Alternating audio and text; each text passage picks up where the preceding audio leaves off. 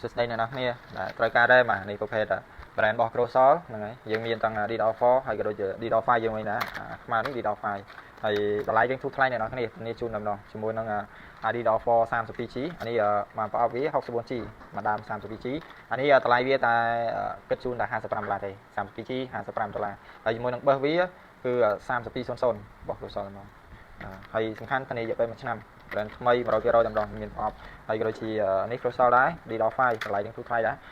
អានេះមកប្រអប់វា 64G មកប្រអប់ 64G ហើយមកដើម 32G ហើយ32G នេះអានឹងយើងលក់តែ$75ទេមកដើមចឹងមកប្រអប់បបងយកមកប្រអប់ចំណេញមកប្រអប់នេះយើងគិតឲ្យតែ$120ទេទូថ្លៃហ្នឹង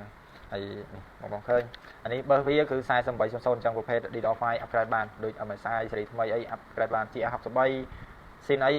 upgrade បានប្រភេទ DDoS 5អត់ប្រកាន់ទេហើយយើងមើលត្រូវបើវាទៅគឺបានហើយអានេះប្រភេទ DDoS 4ជំនាញនេះទៅសល់ហ្មងគាត់ដែរបង